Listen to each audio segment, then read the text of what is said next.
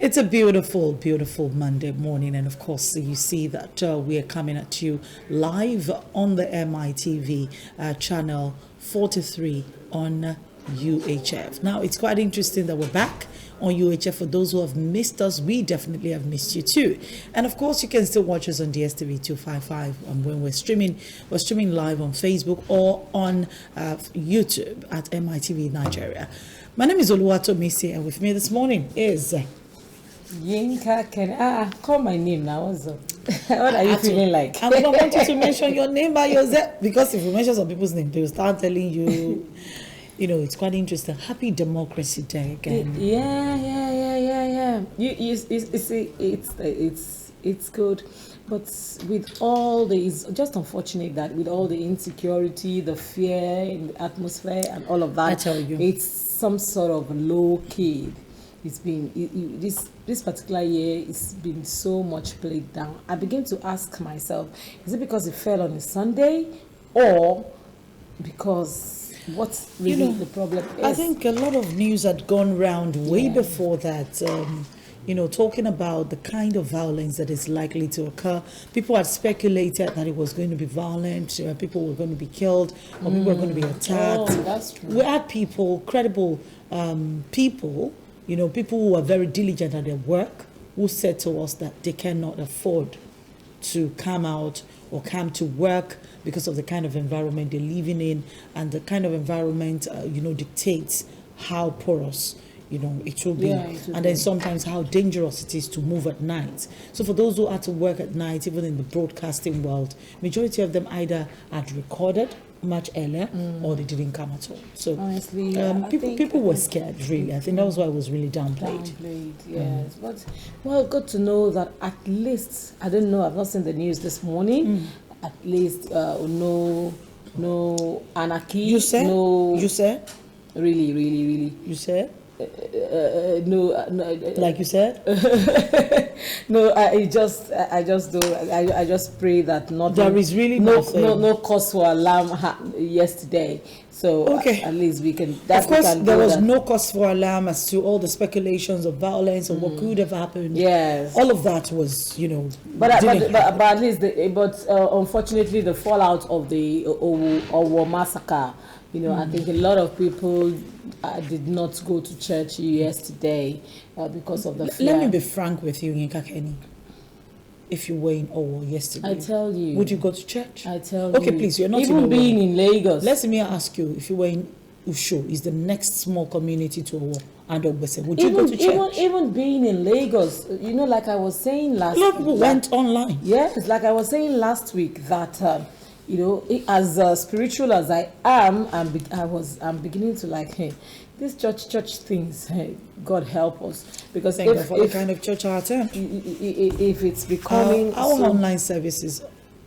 Nobody discriminates that you're online. Nobody discriminates that you're offline. But the thing is that some people have to be there to do the online service. That's the way it goes. Because in my own church, in my own church, I have to be part of the people. Where you are going, don't take free. But God, we just pray that God in His infinite mercies. And honestly, that's the prayer. That's really the prayer.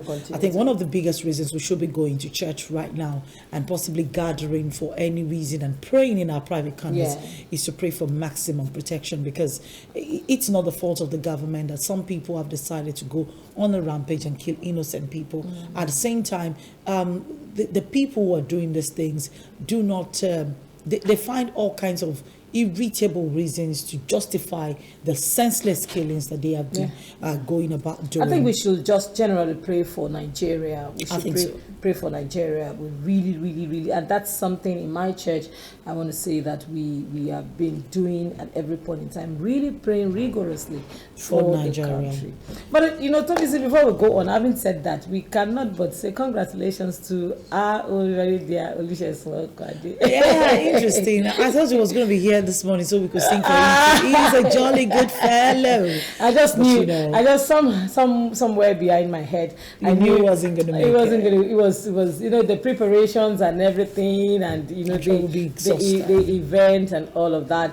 And I'm sure that as at yesterday, he will still have to be sorting some of the things out, because I saw him sending some pictures to me and all of that. But I would say that it was a very, very, very well organized event. It was a beautiful event. It was glorious. It was, I saw Sheson in a different light, and like I sent him a message after the event that I was so proud of him. I felt so proud. I felt so proud to be associated with him. I felt, I was happy for him. So congratulations. He's the new chairman, Icon Ikeja District Society. We're so glad that you're achieving greater feats, and of course we will celebrate you because you're one of the biggest contributors to national discourse. You do not shy away from speaking the truth, and you're always there whenever we call. So of course, you know that it would have to cost me to send somebody to come and cover the event. So I definitely had to do that for him. And I thought he would even move here this morning, because I would have demanded a breakfast from him. Yes, the rice I did not eat on Saturday. Would you have heard when you were anchoring the events? But I anchored, uncle. When we finished anchoring, there was really party. I know there was party. But fortunately for me, I wasn't with time. I came around. That's what I'm telling you. And I was on air. I was on news as well. So when you were gisting me about the whole eating thing, I wished I could duplicate myself, read the news, and still run all the way. It was the dance that, for me, after the corporate event, for me, the dance, it's been a long time I really danced like that. I love the band, and it's been a really, really, in fact, my girl that I went with was like, she was just, when we got to the car, she said, Mommy, your leg. So your leg was not paining you, you were dancing. All right, let's take a look at some of the stories. The federal government did promise that insecurity would be something that can be tackled when we as a people speak with one voice and condemn it. And when we as individuals as well as the government also look out for flashpoints, look out for information, pay due attention to our environment and single out those unscrupulous elements and maybe an iota of disturbance, and you do not take it for granted, you report to the appropriate authorities. Most times you can get to nip in the bud any of those issues that may end up escalating into big time issues or insecurity problems later for the community. So yes, it's your responsibility, it's our responsibility. I didn't say it. President Muhammadu Buhari said it yesterday when he delivered his his democracy speech. The fourth time we're celebrating Democracy Day in Nigeria. And it's quite interesting that for 4 years consecutively across the states of the Federation, we are celebrating Democracy Day on the 12th of June together as a country. Let's take a look and listen to President Muhammadu Buhari. And when we come back, we'll share with you the stories in the papers.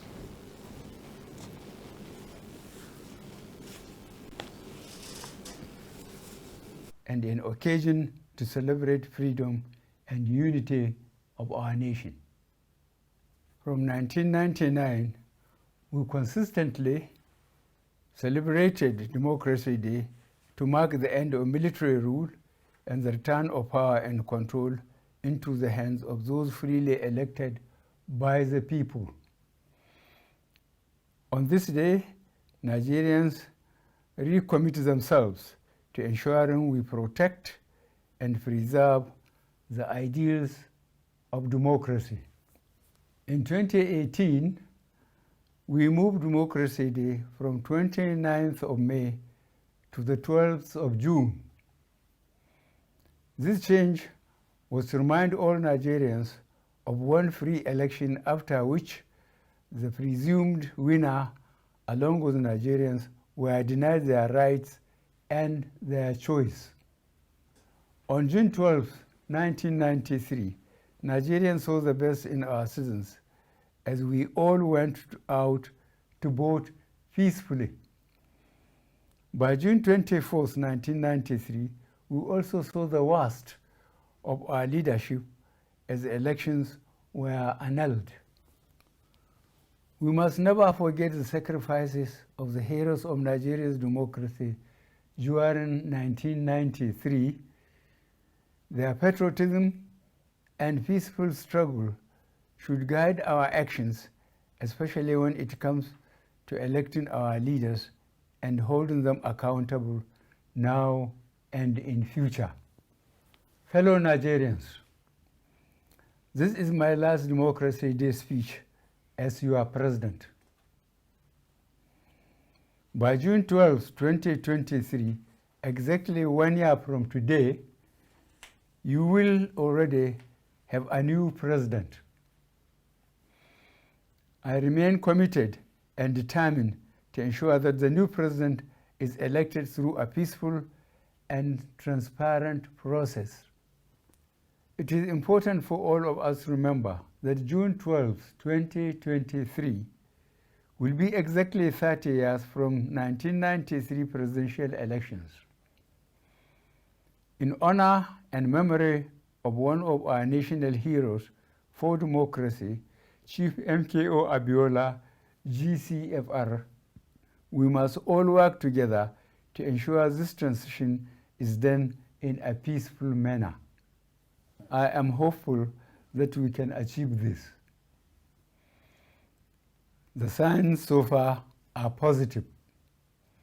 Recently, all registered political parties conducted primaries to select their candidates for the 2023 general elections.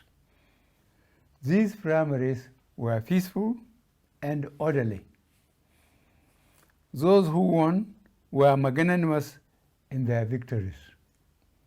Those who lost were gracious in defeat. And those aggrieved opted to seek judicial justice as opposed to jungle justice.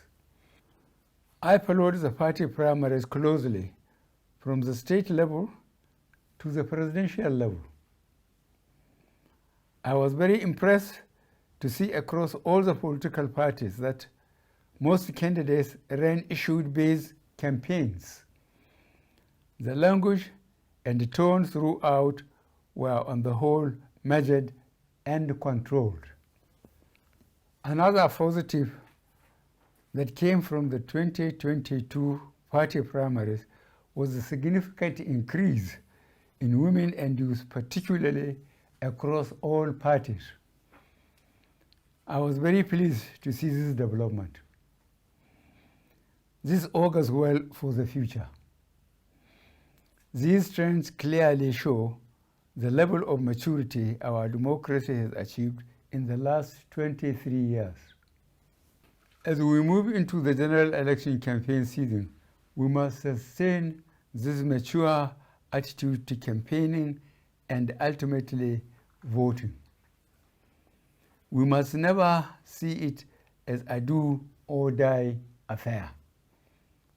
We must all remember democracy is about the will of the majority. There must be winners and losers. I will therefore take this opportunity on this very special day to ask all candidates to continue running issue-focused campaigns and to treat opponents with dignity.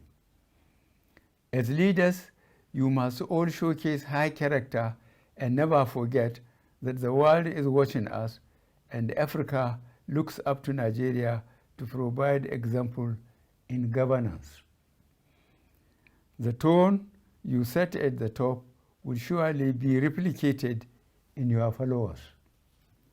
For the voters, I am pleased to inform you that in the last 7 years, our government across all tiers has made significant investments to reform and enhance our electoral laws, systems, and processes to safeguard your votes.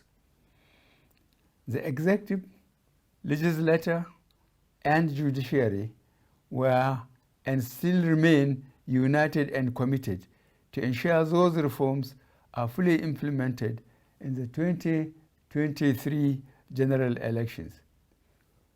fellow Nigerians, your right to choose your government will be preserved and protected. I know many of us are concerned with the rise in insecurity due to terrorist activities in parts of the country.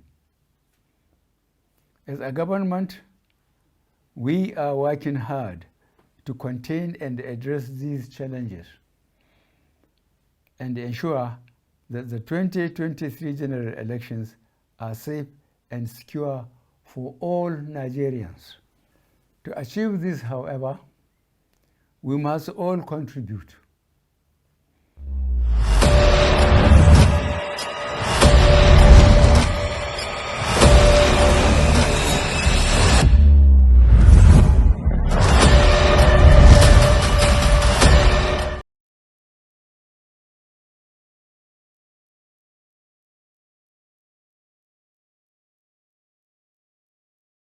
Papers today.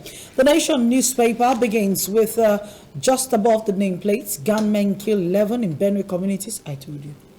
50 abducted in Sokoto. Democracy Day, we've made progress, says federal government. 4th anniversary marked in Abuja State. Tinubu campaign organization disowns fake manifesto. You saw that thing making the rounds. Quite unfortunate that so many I saw people, the manifesto. So many people actually... It's fake. Yes, so many media organizations also jumped on it. And it was fake. Umai under fire for attacking Ohaneze President Obiozo. You have Tinubu's candidacy based on track record, says APC youth leader. Supreme Court justices deplore poor service conditions. Jurists write protest letter to the CJN. States to share World Bank's $750 million facility. Boniface, Ekwunife, 6 others just so for Senate majority minority leaders post. As the banner headline says, Southwest governors draw battle plan against terrorists. Riders like our church killings ignite action. 3-day mourning for our victims. Okada riders influx to be curtailed. Let's look at the Punch. All right, the Punch newspaper is coming with the lead story. APC may unveil Tinubu's running mate on Wednesday. Party focuses on Northeast. Party won over Muslim ticket. Majority leader says no cause for alarm. Vice President should come from Northeast. Governors focusing on the zone. Ado Dogua lawmaker. All right, APC may concede Senate President to Southeast. Speaker to Northeast. Are we talking about the Senate President next year, or which one are we talking about? This one or next, the one that is coming up after elections? All right, it's so interesting. And above the nameplate, we have Democracy Day. Governors demand credible elections. OPC don't decry feeding bottle federalism. It will take a century to produce another MKO. Abiola says family. Insecurity, corruption threaten Nigeria. Nothing to celebrate. Oh gosh. All right. Blackout worsen as grid collapses 5th time in 2022.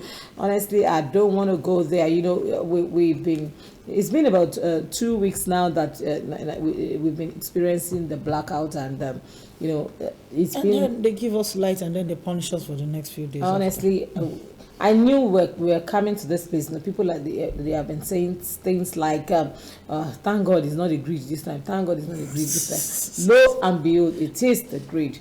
Okay, and the picture story here we have our massacre. Churches record low turnout. Beef up security can hold special prayer. Federal government was wrong to shut Nigerian borders. Deputy President freight forwarders. That's a statement by Deputy President of the freight forwarders. Strike. Federal government meets ASU today. SSANU on Friday. Club shooting. IG condemns Burna Boy's police escorts. Others probe. And honestly, I don't want to go into this story because it's really a long. Shot 2 people. Yes. Well, IG, you are saying. Okay, let me just. Cardinal Rivers, 30 orders attract zero foreign investment in first quarter. And our EFCC officials allegedly tortured Lagos club goers, forced out naked couple. Oh my God. Wow. Oh my God. Oh my God. Take that again.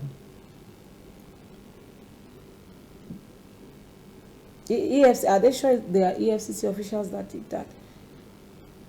Were they after somebody? Probably they got a tip that the person was there. And then they forced out a naked couple. Yeah, being a couple, I don't think husband and wife, a couple as in probably they were together and all of that. But I really, the way we go about enforcing our security apparatus sometimes can be insensitive. Oyetola not a father figure in Osun APC. He plays politics of division. My God, that's coming from Aregbesol's faction. Of course, who else would say that? All right, so let's take a look at the Guardian newspaper. It's getting more interesting. Let's take another commercial break. When we come back, I'll be looking at the Guardian.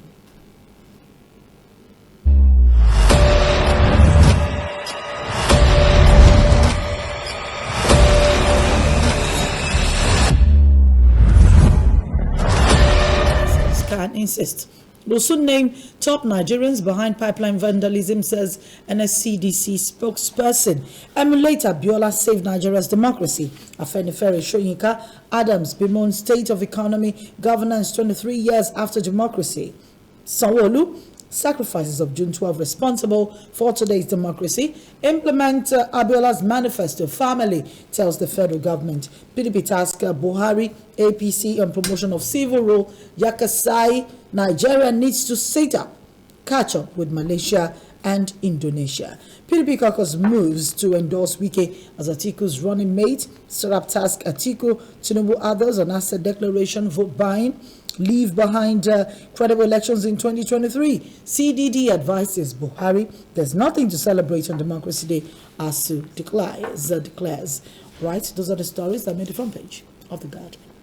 Nigerian Tribune this morning, Owo attack, Southwest governors declare 3-day mourning to fly flags at half-mast in region's public buildings, official residences, and express grave concern on the influx of Okada riders into all parts of Southwest. Can organize interdenominational service for victims. We will not be silenced by cowardly acts. That's coming from Akeredolu and low turnout in churches. Honestly, I want to give it to the Ondo State governor. He's been on security, and is still standing on his grounds about anti-grazing law, and despite everything, he's still giving the people confidence that he's on top of the matter. And we will give it to Ondo State Amotekun. They are really on top of their games. They are on top of their game. You heard the story last week. They caught a trailer of people with ammunition and all of that. Okay, all right. Suspected herders killed 11 in Benue. Bandits abduct 30 wedding guests on Sokoto Zamfara Highway. Kidnap 4 farmers in Ondo. And negotiations with federal government to be concluded soon. That's coming from ASU, and I say a big amen to that.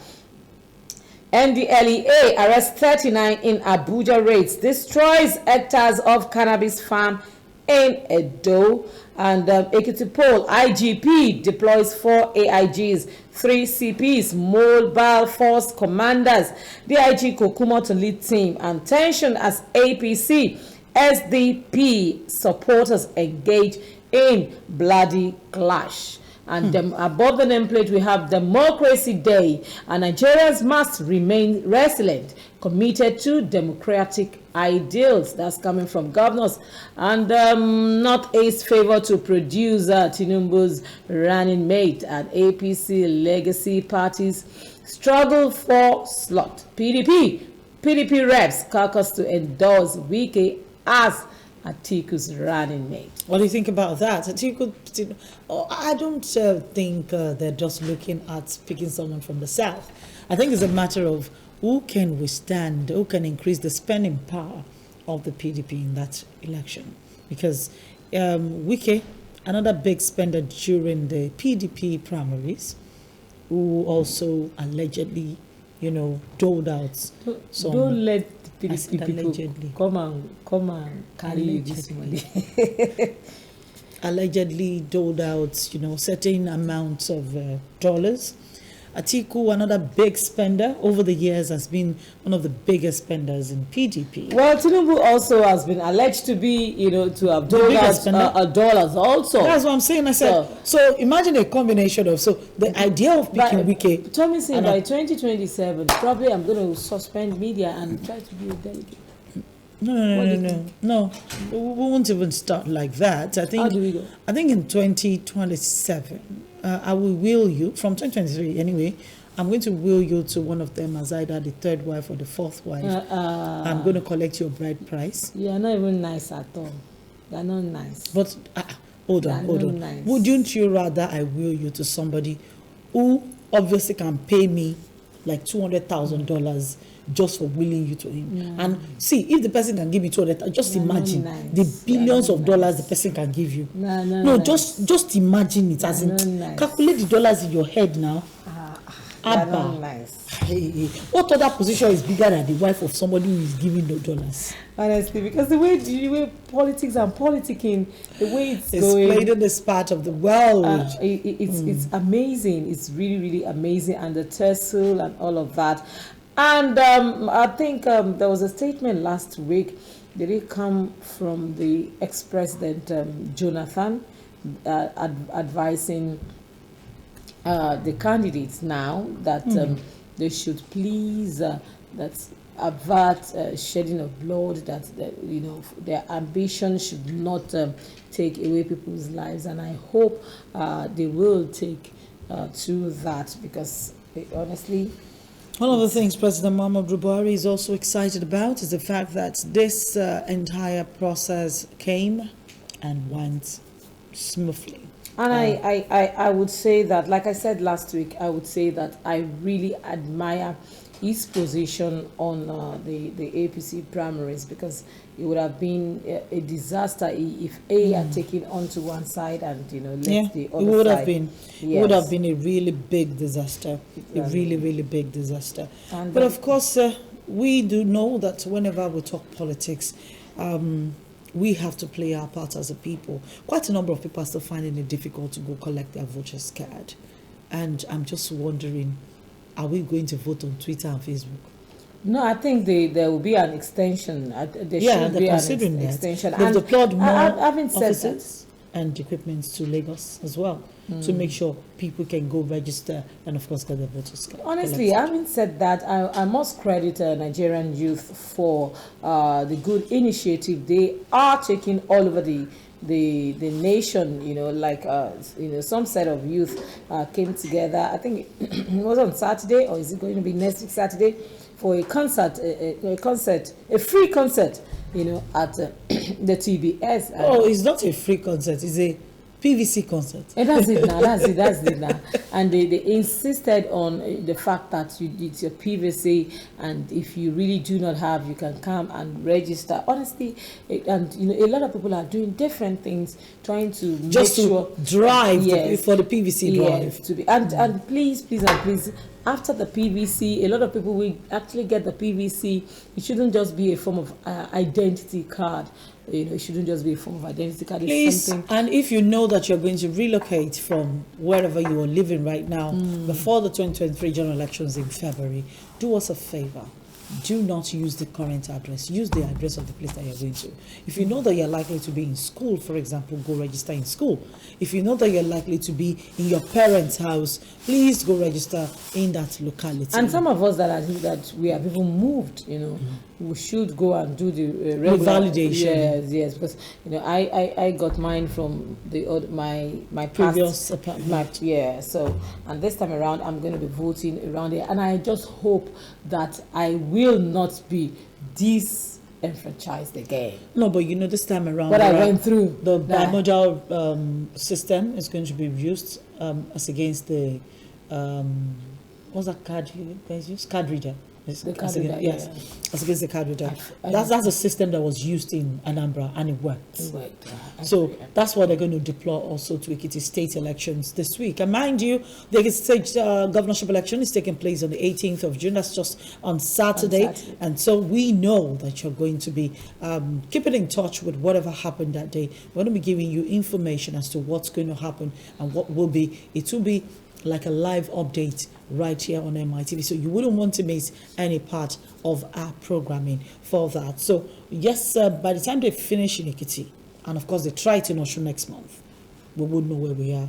Card readers can finally be jettisoned, and then they use the system. Move on. All right. We're getting there. Somehow. I think the system is and getting cleaner. Yes. And in a situation where we have voted at my own polling booth, and we can say, okay, this is the result recorded, here. And as a matter of fact, they said the result goes straight. That's what I'm saying. That's according to the new Electoral Act. Oh, Tomisin, I must tell you that nothing is impossible in Nigeria. When it comes to Nigeria, just let it be. So we have to be on top of our game. So, all right, we know. To ensure that Anki Panky does not become Panky. We know what we have here. We know what we have there. We know what we have there. We know what we have there. And we can, when the results are out, we can try to put them alongside together and see that nothing, unfavorable has happened. I think we're getting it right. We're getting there.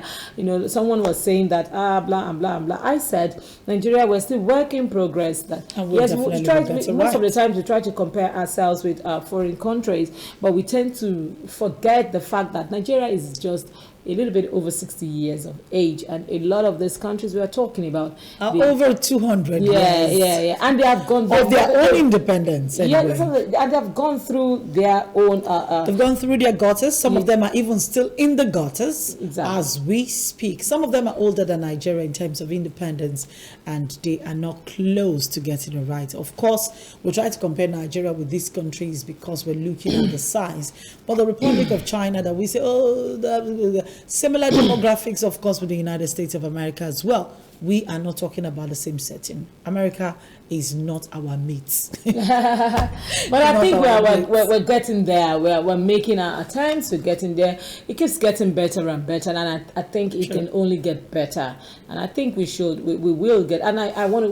We will keep on employing people, citizens, to get rid of voters' apathy, and let us all, go out en masse and decide who we want to be our leader.